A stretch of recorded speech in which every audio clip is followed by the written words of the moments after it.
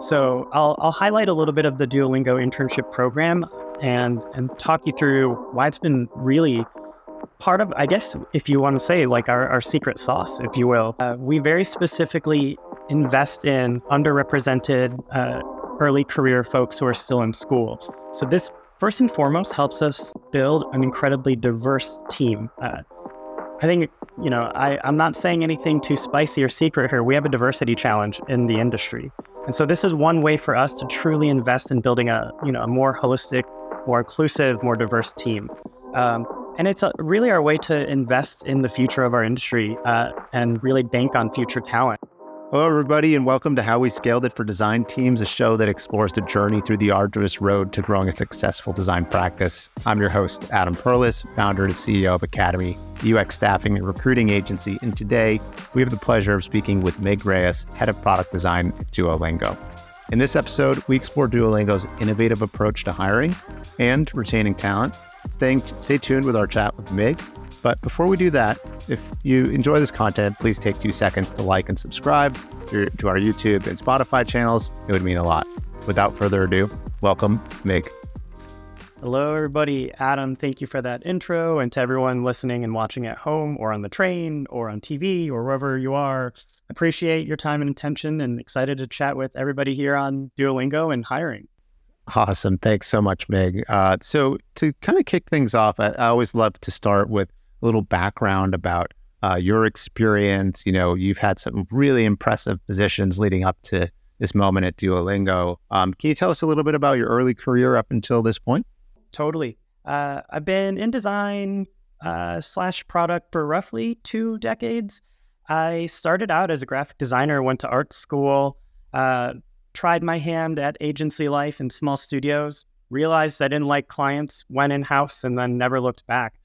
Most of my career is in Chicago, so I've got a Midwest chip on my shoulder, working for small teams, small companies with really big aspirations. So a lot of the companies that I worked for influence the way I think about things and the way I think about community, craft, product excellence.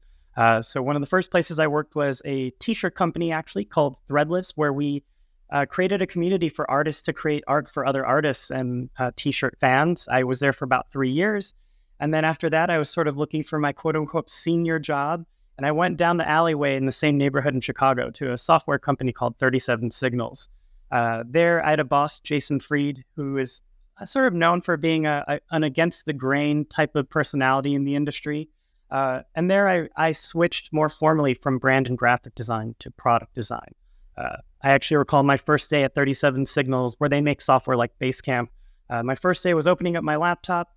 It was a full terminal window that was blank. And they said, congratulations, you're going to learn Git. And just kind of thrown into learning how to code, learning how to write 37 Signals. From there, I moved on into design management, where I was head of design for a fashion startup called Trunk Club, which was acquired by Nordstrom. After that, I was a director of product design at a social media startup called Sprout Social. And then from Sprout Social, happened to move from Chicago to New York to take on a role at Instagram, where I was a director and head of design for an organization called Product Foundation. And there I oversaw the entire design system on Android, iOS, Instagram.com, our notifications and performance platform systems. And so really doubled down on craft and executive leadership at Instagram. And to be honest, wasn't looking for a new gig. I really loved my time at Instagram, loved all my peers and my managers and everyone there. And then Duolingo came knocking. And so end of 2022, the chief design officer, Ryan Sims, gave me an email and said, hey, we could use some of your experience on the product design team at Duolingo. So here I am now, 11 months in, getting to look after the entire product design team here at Duolingo. Wow, that's an incredible journey. It's so nice to hear about, all those different stages of your career. And I love that you were at 37 Signals. I've been a fan of their company. They're doing some interesting things today as well. Great to hear your journey all the way up to Duolingo as well. So, one of the things you and I have talked a little bit about is that you guys have this amazing program of hiring junior talent, which is pretty unusual in the industry. I think it's actually one of the biggest problems with the industry is we don't hire enough junior talent. So How does Duolingo approach this with new graduates? And, what impact does that have on the company? What are the challenges with that? What are the Yeah. benefits? The first thing I will say, Adam, is it was probably my biggest learning curve switching from Instagram to Duolingo. At Instagram, you typically have a really senior team. Our teams at Instagram are handling a lot of scope with a very few amount of people, and the expectations are quite high there. Where at Duolingo, we have the same high expectations, and we are very adamantly and specifically looking to develop and invest in early career talent, starting not just once you leave school, but actually while you're still in school. So I'll highlight a little bit of the Duolingo internship program and talk you through why it's been really part of, I guess, if you want to say, like our secret sauce, if you will. So we have a 2-tier internship program at Duolingo. One we call Thrive, and that's when you're still roughly a sophomore in college and you're still sort of exploring what is tech and this design thing and product and engineering. We have it for a lot of different product and building types of roles at Duolingo. And in this program, which we call Thrive, we very specifically invest in underrepresented early career folks who are still in school. So this first and foremost helps us build an incredibly diverse team. I think, I'm not saying anything too spicy or secret here. We have a diversity challenge in the industry. And so this is one way for us to truly invest in building a more holistic, more inclusive, more diverse team. And it's really our way to invest in the future of our industry and really bank on future talent. From the Thrive program, which is roughly 8 to 10 weeks in the summer, you graduate from that, and then you can return as more of a standard graduate intern. From there, it's another 10 weeks with Duolingo, and that's where the pressure cranks up just a little bit more. We assign you to more realistic projects that we might actually build and ship at Duolingo. And then at the end of your program, you go through the performance evaluations like you would with all the employees, tailored for the intern level. And out of that comes potential return offers. And we, year over year, in our hiring forecasts, are accounting for some successes from our internship program. So we already know by next year who we're going to be hiring as our most junior, and we like to say early career and associate level talent. But we already kind of know who's already coming next year. Based off our long pipeline we've built from our internship program to our Thrive internship program. So it's such a huge part, and admittedly the part of the job of Duolingo that took me more time to really invest in and understand. Yeah, what was the impetus for starting a program like this? Did this come from like the top down, the executive team came up with this idea? Was this maybe something your team championed? How did all that work? Yeah. First and foremost, Luis himself, our CEO, is an educator at Carnegie Mellon. And across the board, across all of Duolingo in the executive leadership team, a lot of our employees themselves are educators or former teachers or have a deep investment in investing in future talent. And so for us to build a really good team, especially based out of Pittsburgh, where the industry says we're going to do one thing and find senior people and compete for the same senior talent, we'd rather really lean into our mission of educating others, investing in others, and instead started a really strong 2-tier internship program. So it's more about a commitment to the future, to other people, our learners who use Duolingo, and certainly the duos who are our employees. We think starting from scratch, from the ground up, and investing early is the right move. Where we know tech tends to say, let's just find good people we know are proven already. Right. And when they go into those programs, did they kind of pair up with some of your more, let's say, more senior talent, and maybe they help, offload some, less complicated tasks? How do you integrate them, or do they have their own projects they kind of work on? Yeah, I love that. So what's really awesome about this is that this then creates a long runway for leadership development across the whole company. And it doesn't just have to be quote unquote senior talent that gets to take on interns.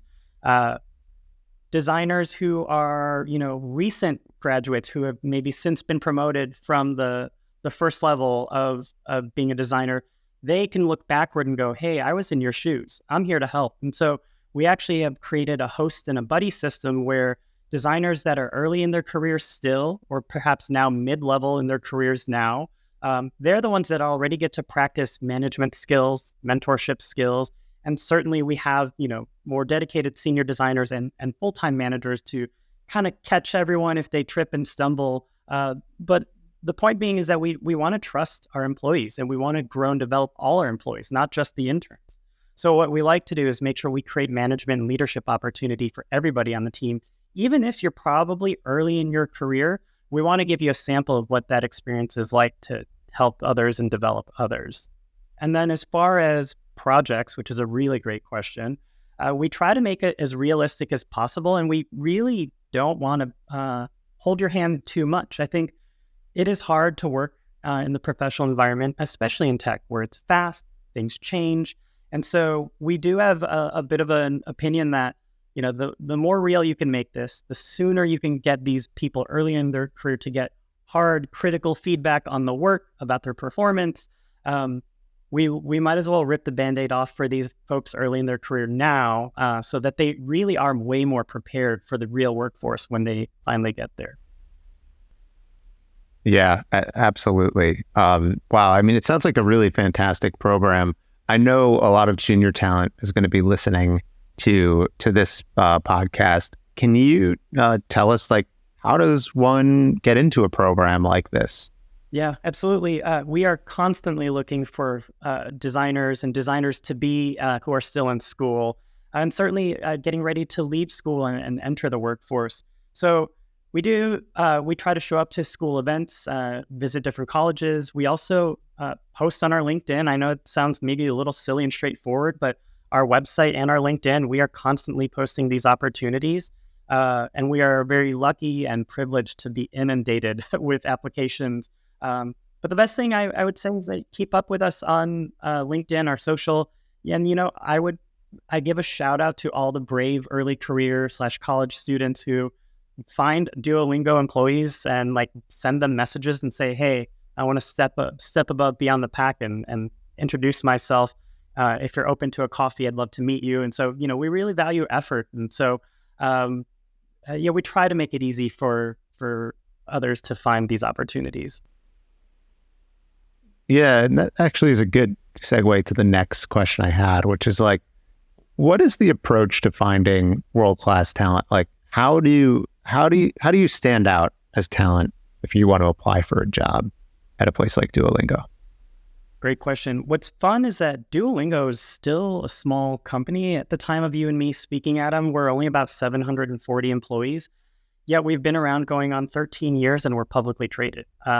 And to get there, you keep a really high concentration of incredible coworkers, incredible talent. So the first thing I say, the obvious thing, is where we specifically look for and say as one of our operating principles, never settle on talent. So it is within our nature that we have a high bar for each other, for the work, and that we, as a company and as the way we want to operate, we let everybody know. We are very open with the world, saying we're looking for the best. And so, one, it's just stating your intentions. We don't hide from it. Certainly, Adam, everybody wants to hire the best, but not everyone is saying specifically what that looks like, what that means, why it matters. And so at Duolingo, we say very plainly, here's how hard the challenges are ahead. And I do think very strongly that to attract good talent, you have to sort of illustrate very clearly and in an inspirational way how hard the job is.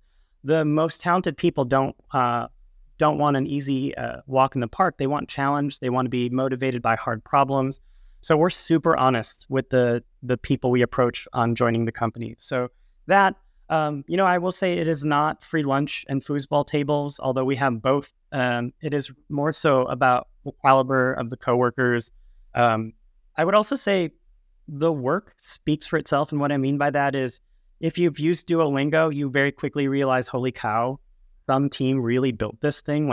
The animations are nothing that no other app is doing. The attention to detail, you could just feel a sense of love and care in our app.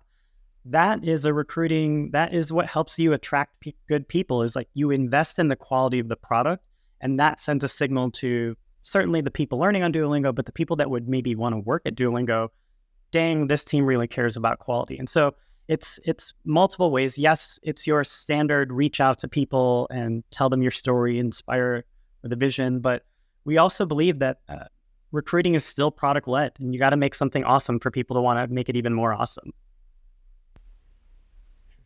Absolutely. I think that is one of the best recruitment tools out there. Just build a great app. So in terms of like, just kind of shifting gears a little bit, you guys have, I'd say, come out of all of this layoff and, all the mess in the industry right now, relatively unscathed. Tell me, what's your secret? Yeah, there's a couple of cool stories here. And I can speak from the vantage point because I was at Instagram when this was happening with the COVID boom of rapid hiring, filling butts and seats. Every recruiter was underwater, every hiring manager underwater. I was there. And then I was there for the spreadsheets that had real people's names on it saying, Mig, this is who you're going to have to tell tomorrow that they no longer have a job with us. So I was there for both ends, and it's real hard. So first I want to say, before I get into this topic, that this is hard. And if you are affected or have been affected, that I'm with you. It's been a really tough market since really 2022. And so one, I just want to first set the tone and set support that it's still hard. It's not like we're over and through this. So I want to say that because it's really, it's still challenging out there. For Duolingo back in 2022, I know that Duolingo was also prepping higher levels of headcount. I know the planning teams, the executive teams had a plan all buttoned up to really aggressively grow the company. And around that time, Wall Street was also saying, hey, we probably should be profitable, tech world. And I think, largely speaking, the intuition of our executive team kind of sensed like, rapid, crazy hiring is just not what we should be doing anyway. And so at the end of 2022, heading into 2023, Luis and the executive team stood up in front of the company and said, never mind, we are not going to go bonanzas on headcount and hiring. And so it was a strategic decision and, a little bit of foresight in the beginning saying, this doesn't feel right. Let's just pull back. And so we did not go on a hiring freeze. Instead, we just said, never mind, we won't open all the roles we anticipated we would open, and we will not do any layoffs. So we very much committed to the people that were here. Now, for the extra recruiters and coordinators, for example, they got to take on new opportunities internally or get ahead of process improvements or improvements they've always wanted to make that they just never had the time to make. So it was a little bit of foresight and healthy planning, and honestly, hard decision-making and rigor, saying, we know tech is doing this, we're going to do that. And so it was sort of a stroke of good timing, luck, strong decision-making, standing by your values and principles to say, we're not going to do this anymore. So I think, to answer directly, we did the opposite of what the industry was doing. Then the second thing I would say is we just continued to invest in our duos. That meant making sure that we were splitting opportunities for everyone else who was already here. It was starting to talk about what does, growth and opportunities look like for everybody here. And it was a doubling down on our commitment to excellent people if we are going to hire. And so we had a posture shift. If we're hiring, that's a privilege for us. So we have to get it right. We are not going to fill butts and seats as fast as possible. We definitely, everyone will say quality over quantity. We took that very seriously. And so we would rather take months to find somebody so long as it's the right somebody. What my boss told me when he hired me, because I was hired on the tail end of this, was I worried that you were going to be competent but not calibrated. Turns out I think I might have figured it out with the company, but it's a very real thing to bring somebody from outside the industry who may have their own opinions, point of views on how to run a part of a team. And so we just really tried to make sure that we're values aligned and that the talent is exceptionally high. And only until those two criteria are satisfied would we offer a role to someone. That's fantastic. Yeah, I mean, it feels like it was really smart decision making, organic growth as opposed to just like rapid growth. And it seems like you guys, really set yourself up for success here. And I know that you guys are starting to hire now. Is that right? Yeah, definitely. Amazing. So, definitely people can take a look at your careers page and see some opportunities there. And the last question for you, Duolingo also has really faced low attrition rates. You guys have been able to retain people. How do you do that in such a competitive industry? Yeah. I think about this all the time, and it was honestly, Adam, one of the reasons that made me really want to join Duolingo was, hey, there must be something in the water here when with everyone I've interviewed with, they've all been here 8 years, 10 years, 12 years. So something good is happening here. So one of the immediate things I noticed, which is actually correlated to the previous question, which is how did you prevent layoffs and how have you gone unscathed? Well, everyone who's been here at the company has grown. And so now there are people who are in the C-suite or are VPs or are directors, and they just continue to grow with Duolingo. And so because we didn't hire aggressively, that created opportunity for everyone here. And we, again, tried to do very intentionally what typical tech doesn't do, which is how about we invest in who's here now? And so I think that's one of the first things is that we have so much opportunity, and every single person gets to grow together. And when you start to layer in, there's so many early career talent joining us, that creates opportunity for leadership, mentorship, management. And so we have this like really healthy, steady pipeline of just emerging leaders, experienced leaders, and emerging talent at the same time. And so because we just have a full body from early career to seasoned executive and everyone in between, it helps us just like build a more stable, kind of consistent workplace for everyone to kind of see what their futures can be at the company. And I think we're continuing to challenge ourselves. It's not like we have a formula here, Adam. It's that we all rose and grew with the company, or at least the folks before me did. And now we're like, okay, cool. Now that there are many more minted leaders here, how do we support them? And so the conversations we're starting to have now is, what does leadership development really look like at Duolingo now? How do we start building benches and, senior teams? How do we start succession planning, which is something a lot of us had not had to think about before? And so we really invest in our people, and we try to be very clear what our opportunities are. And I think, again, the thing that keeps people excited too is just our unrelenting commitment to the work. Like we talk about craft a lot. We talk about whether it's an exclamation mark versus a period in the headline in your UI copy to, weighing trade-offs on one app feature versus another. We still are focused on the work, where in bigger tech companies, you're now dealing with org issues, and all of a sudden you're talking about the work around the work, and it's just like you're mired in process. We still get to be close to building stuff, and I think that also helps keep people excited. Yeah, absolutely. Well, you guys have done a bang up job. I mean, it's a fantastic app. I think many of us have used it, including myself, to really, inspire learning another language. So thank you for the work you're doing. To wrap things up, is there a place where, anybody can find you? Like, do you like to post on social? Are there, any content that people can follow along with your career and, some of your thoughts? Yeah, admittedly, I have been a little less online lately, but I'm still lurking in the background. And I really do love it, meeting aspiring designers, aspiring design leaders. One of my favorite things I do get to do in my career and have done in my career, as a former president of the American Institute of Graphic Arts in Chicago, I started the Creative Mornings chapter in Chicago. I really do love connecting with different students and schools and you and podcasts to connect with others and build community. So I will first start by saying I think paying it forward is important in this industry. So you can find me on LinkedIn. Just type in my name. I'm on LinkedIn. I'm happy to kind of chat with others. I'm on Threads. I got to give a shout out to Threads, having come from Instagram. You can find me, and my name is just at Mig Reyes on Threads and LinkedIn. And then I'm not on X or Twitter or whatever the bird app used to be.